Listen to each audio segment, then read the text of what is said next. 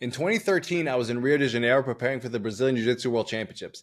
And during one specific day of sparring, I really got stuck. I couldn't get myself out of side control out of one of the black belts. And after a while, I got frustrated. So I went to my instructor, who was a 9-time world champion, a phenomenal instructor, and I asked him, Hiko, what's going on here? I feel like I can't get out of side control. Like, what do I need to do? And he looked at me and said, calm down, Gabriel. It's all okay, but I don't actually think you're asking the right question here. The right question is not how to get out of side control, but how do I not get into that bad situation from the get-go? That's the real problem. Why are you getting your guard passed and you're there? And it taught me a very interesting lesson that a lot of times when we ask a question, whether ourselves or other people ask us, it's about not accepting it at face value and asking ourselves, is this the real question or is there a deeper problem that needs to be solved? Now, the way this relates to today's podcast is that we have Dave on. Dave had a situation where he really wanted to follow this new North Star. He wanted to be a phenomenal manager and leader for his company. But he had these two employees where there kept being friction with them. No matter what he was doing, there were always issues. And he kept thinking to himself, how can I be a better leader to them? But what we needed to do was actually zoom out and say, how can I actually be a better leader to myself and my company in general? And do these two people fit into there? Now, the reason I thought this was so valuable and I wanted to bring it into the podcast is because I've seen this happen with so many people, so many entrepreneurs, myself included at times. We actually lose interest almost in the company and we don't have as much passion for it anymore because there are people there that don't fit. And because we can't see it as such, we end up losing the most valuable asset for the business, which is us. So in today's episode, we're going to be coaching a little bit, but explaining why this happens and how we can avoid it. One last thing before we get started, just for a little bit of context, Dave is not the real name here. And also the person behind Dave, he owns a chain of hospitality businesses all across Vietnam and Southeast Asia. So when you're hearing us talk about GMs and properties, it's GMs of those specific properties. Listen in. Hope you get a lot of value from it. I have two general managers who just don't pull their weight. They're just not really getting the results that are expected. And most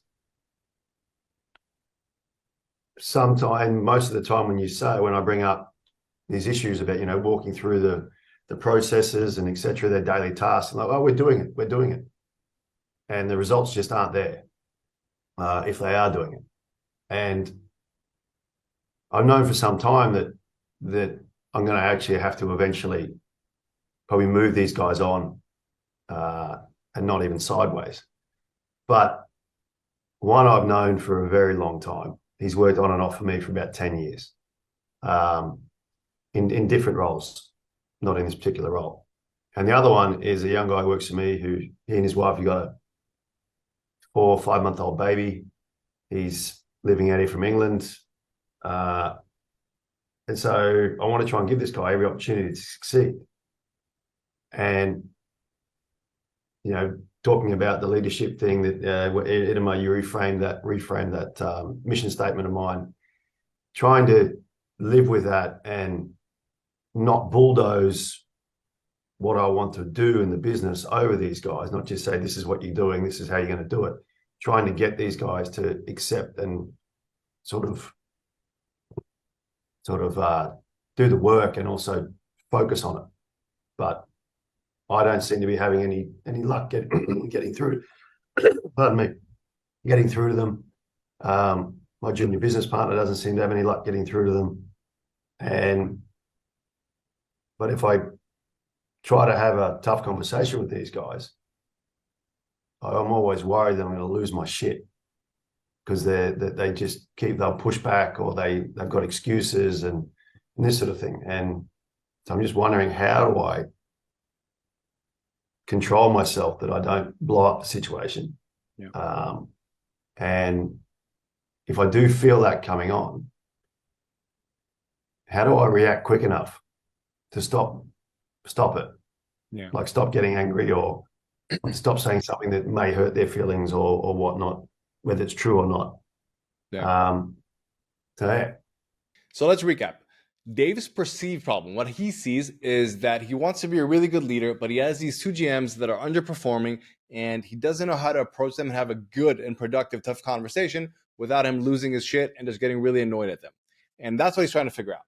But let's figure out what's actually going on underneath here. What I was trying to listen in for the red flags. So the first thing is he's saying, I have these two GMs that I know are underperforming, and for a while, I know that I'm going to have to let them go. So he's already aware of that. Now, why can't he act on that? And we go deeper. And he says, the thing is, I've known one of them for a really long time, for 10 years, and the other one, he has a family. So what's going on now, it's also playing with him the difference between what he knows logically he should do, that I eventually am going to need to let them go, but emotionally, I don't want to be a bad guy. And that's what's tearing him apart. And why he feels that he has to pent all this stuff up. And then if he has that conversation with him, he's going to blow up because he feels like he's trying to be a good guy, but they are not. And that's the real issue here. So let's get back into it. Okay. So to kind of clarify, I understand correctly, you're saying that you have these junior managers, you feel like honestly they're not going to be a long-term fit, but in the meantime, you're like, I still want to be a good leader to them, correct? Well, in the meantime, I want to be a good leader to them, but you know, they both know me, I'd say, fairly well, and I know them, and I think it's a little bit like they're not friends, but we're friendly. Yeah. And there's not like a clear hierarchy. Yeah, they just don't. Well, they're just not getting the results, and they just when we. Can I ask you some honest questions? So this is what I'm doing here. Whenever you hear me ask someone, can I be honest with you? Can I ask you an honest question? Right? I have your permission to be honest with you. What I'm basically saying is like, in a way, brace yourself because I'm going to hit you with something hard. So I need you to be ready for it. And I laugh because I know a lot of my clients always think it's hilarious when I ask them that because they're like, okay, just give it to me. But that's really the point, that I'm about to say something that I want to go really deep, really fast. So I have to get someone's permission in order to do that. Otherwise, they're going to shell up or feel like they're being attacked. But the moment I can say, can I ask you some honest questions here? He can immediately recognize that I'm on his team, that I want to go really deep in order to help him. And that's why I use that tool of asking someone, can I ask you an honest question? Do I have your permission to be honest with you? All those kind of things that give me the ability to immediately go deep, but without somebody feeling like I'm trying to attack them because they recognize that I'm on their team. Let's get back to the pod. Yes. Why do you feel like you being like you wanting to be a better leader means that you have to be better with them instead of saying, okay, they're not a fit, I need to move from them? Right now, finding people in those positions in Vietnam isn't easy. Like recruiting new people. Yeah. So they're fulfilling a role. They're not fulfilling a higher role. Yeah. Okay. And I'm struggling to get them to do that role, the higher role.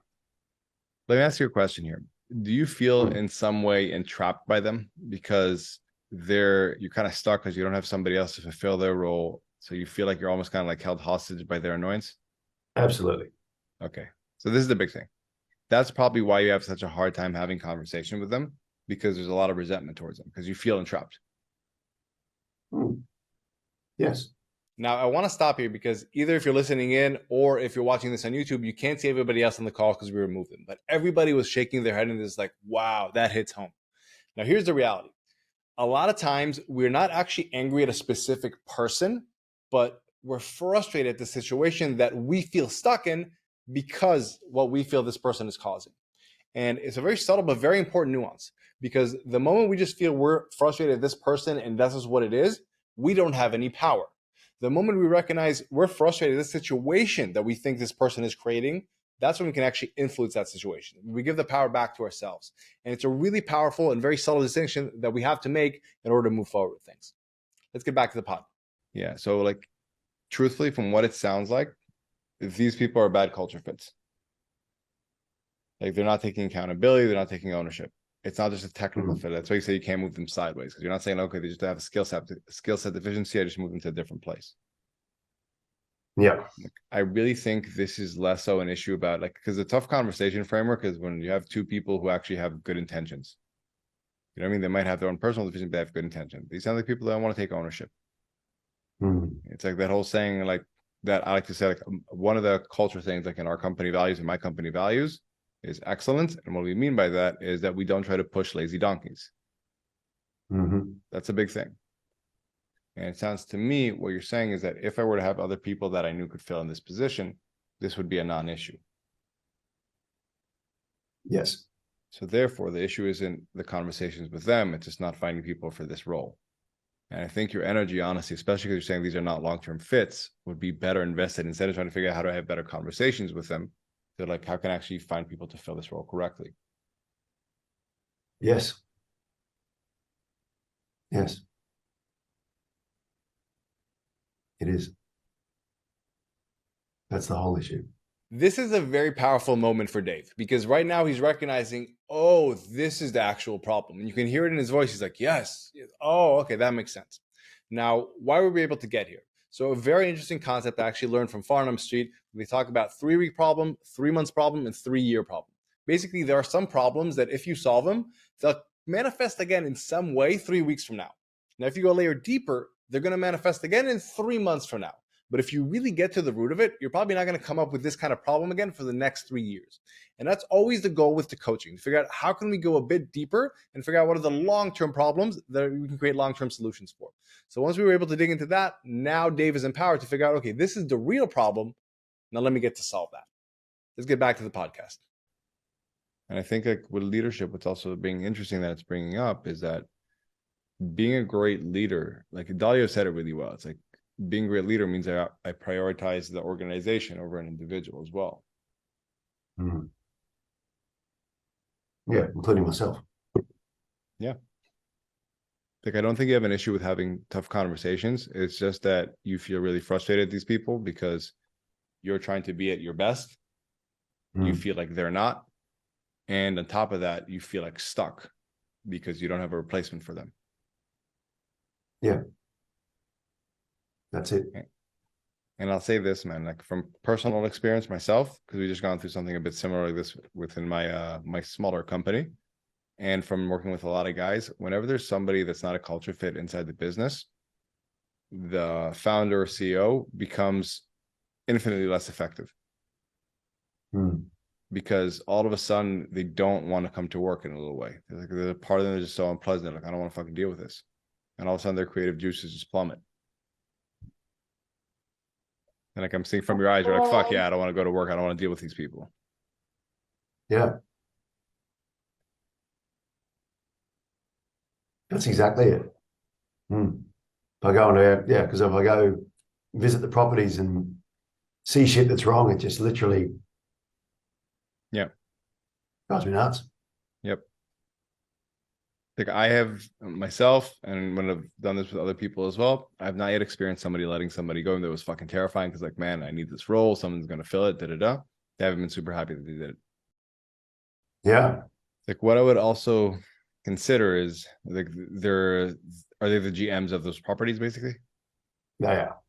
That's a substantial role. And I get that has a lot of weight in it. But when you look at it on an overall level, what do you think actually would create a bigger outcome? Them staying in those roles right now and doing it their way, or them getting the boot, you having to pick up the slack around them, but you being actually doing inspired to do it in the meantime while you're searching for someone else? Yeah. So this is a really important question I asked him. There was a reason for this. You don't want to just leave somebody a bit inspired, figuring, okay, this is how I got to solve this problem, because what's also going to go on in their head is like, but wait, do I want to actually pay the price that's going to require for me to solve this problem? And it's why I've seen so many people, including myself at times, leave people in the wrong role for way too long, because we dread what will happen after they're gone. Am I going to have to pick up that slack? But the reality is, and why I'm asking that here is there going to be actually more slack or less slack? Is this actually going to cause you more bullshit or less bullshit after you let them go, even though you have to take over the roles? So listen in, because this is going to get interesting. Yes. Number 2. Yeah. Door number 2. Yeah. And it's a tough one. Yeah. Again, I've been there. I feel like I'm going to have to take all this on. This is going to be challenging and da-da-da. But it's interesting because like what I've found, again, with myself and others, that we take on more technical load, like more actual things to do. But because of that, emotional load just like dissipates because we don't have that frustration or feeling of entrapment or resentment. You actually have a lot more energy. Yeah. Yeah, I'm just picturing how that would work. And yeah, it's fine. Actually not an issue. Yeah. It's a weird one, huh? Like we make this stuff bigger than it is. And again, I'm saying that from experience as well. Yeah, it takes a conversation with the missus and the kids, and luckily we're coming into summer holidays here, so that wouldn't, the kids gonna be much easier to handle than during school days. So yeah, do it for 4 weeks, find someone else. Yeah. Thank you. Pleasure. So to kind of harp on that a bit. So this is a conversation principle like I have for myself when I notice myself I'm getting a bit heated in a conversation or whatever it may be, or with an employee. Something I ask myself, I put in the chat, like, am I frustrated at them or the situation that I'm in because of them. Those are two very different things. Very different things. And it's easy to confuse them. Because I feel like for you, what you're saying, the big thing that you were frustrated wasn't at them, but it was fuck, I'm in this situation and I'm stuck because of them. So therefore, if I recognize the situation, like, then I need to fix the situation. I don't need to try to fix my conversation with them. Yeah. And it's a common thing, man. A lot of everybody faces, I think pretty much everybody faces the company at one point or another. You have a key employee or someone who's a star, but they're a bad culture fit. You're like, this. Yeah, and you're right. The wrong person in the wrong position just ruins everything. Yeah, everybody ruins the pulls whole everything vibe. down. Yep. It does so much intangible things that it's like, it's amazing how much levity in the organization, then how much creative juices. Like, it's really hard to be creative when there isn't levity in there and there's a lot of resentment there. So let's talk about the honest challenges of culture and tangible things and where they usually meet in a bad way. Sales. So a lot of people say my salesperson doesn't fit the culture, but they're bringing in something so tangible. And this is exactly what I experienced with one of my one-on-one clients, who this salesperson was supposed to be a big deal, a big star, but he was causing him to not actually want to work in his own business. And I think this is the specific area, sales, where we have to be the most cautious of this, because the culture stuff, it's very intangible. It's hard for us to explain, you know what, if I'm not really interested and I don't have my creative juices going, then it's going to cause this outcome. But it is very easy for us and very simple to say, if we let go of this person, this amount of money won't be made right now because of him. And therefore, we succeed to that number because it's more tangible, but we don't need to. And I think this is a really important thing to step back and ask yourself, am I just going with this because it's more tangible, especially around sales, or am I actually doing the correct long-term thing of making sure the culture is fit and that I'm actually interested and passionate about being involved in the business? Very important detail. Let's get back to the pod. Yeah. And like, on a macro level, also remember that, like, who do you think is the biggest asset to your business? My wife and I and my junior partner. Exactly. So if anybody's fucking your shit up, that's a problem. Pardon my language. But like, if That's there's okay. anything, yeah, but like, if there's anything that's like causing you to not want to be engaged into the business, that's a really big problem. The And that's business's happening primary for, asset is that's being happening for other unengaged. key people as well. Yeah. Yeah, so that's a giant problem. But even just Yeah, yourself, like, if because the my key wife, asset she of the does sit business is down. not wanting to be engaged, Yeah. My wife doesn't want to be engaged in the business because we've got people in there that she just finds frustrating. Yeah. So that's the thing, man. It's like, I get that they're an asset because they're the GM, but they're actually taking away from the bigger assets, wanting to be involved in the business. So even just from a drive perspective, not a personal thing, it's like, that doesn't make sense. Yes. That's now very clear. Yeah. So what's your main takeaways here? Main takeaways is that, about the frustration in the situation caused by these guys who who just through incompetency or unwillingness to do their jobs. And for me to accept that it's going to cost me more time in the short term, more productive time though, and it'll open up the opportunity to find other people who are possibly going to do a better job and get people back involved in the business who have sort of stepped away, which is in cost personal emotion and them also, because they're very, very productive in the business. Yeah. So let me just go back a little bit. What do you think, like, you know, that whole saying, what's your person's most prized resource? Sorry, say that again. What's like your most prized resource? My most prized resource is my passion. We can't buy back. Sorry? Like, let me say it differently. The only thing we can't buy back is time. Exactly. So like, what you were saying is that it's going to cost me more time up front, correct?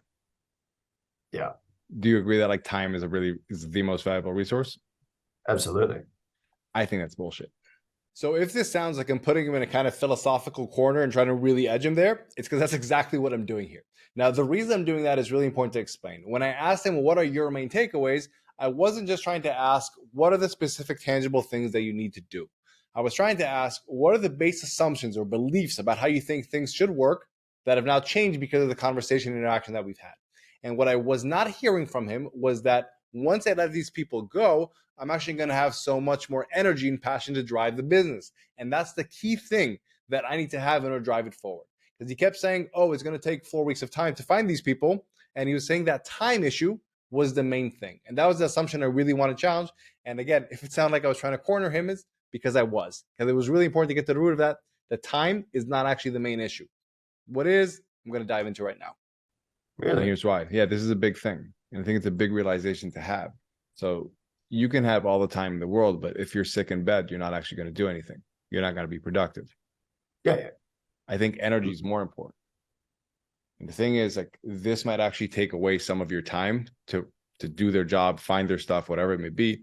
But I think your overall energy will actually be up despite having to put more effort into it, because they sap so much of your energy. You're like, man, I don't even want to get involved in this. Your wife, she doesn't even want to get involved with this. So you can have all the free time in the world, but you don't have energy, so you're not actually going to do anything positive with it. Yeah. Yeah. I think it's the big thing, man. Yeah. Yeah. And even sort of looking at the times thing, effective time with lots of energy put into it now is a much better investment than just time and less energy. Yeah. And if they get upset at the situation, that's on them. Yeah. Bigger fish to fry. Yeah. Yeah. Thank you. Pleasure. First off, I hope the episode was impactful and you got a lot out of it. Now, before we wrap it up, I want to share my 2 main takeaways that I got out of this conversation and in general. First thing, like what you heard from Dave, is that a lot of times the problem you think is the actual problem is not the real one. There's something else that's deeper. And when you solve that, that's when you can see a lot of results. And in this context, it was that I was frustrated at this person, but in reality, he was frustrated at the situation that was caused by this person. And the moment you can change from saying, I'm just frustrated at this person, to I'm frustrated at the situation, that's when you can actually change things. Because you're not going to change people, but you can change your situation. And the moment you do that, you take back power and you can improve things. That's lesson number 1. Lesson number 2 is how important it is for us to stick up to the culture in our businesses, especially when we have people who think and really influence it, and it causes us to take a step back. Whenever there's someone in the business that you don't like, that you naturally want to avoid, you're actually avoiding being involved in the business. You, the CEO, the founder, the head of the company, whatever it may be, you're actually wanting to be less involved in the business because of this one person. And that doesn't make sense. Like, regardless how good they are, you probably have a bigger impact. So by you not wanting to be involved, it's going to create a bigger negative impact than whatever positive impact they might possibly make. It's going to be a net negative. Now, especially if it feels scary because there's something very tangible like sales, you still got to do it, because the reality is their positive impact is outweighed by the negative one of you not being involved anymore. But it just requires courage for you to recognize this culture over the tangible things.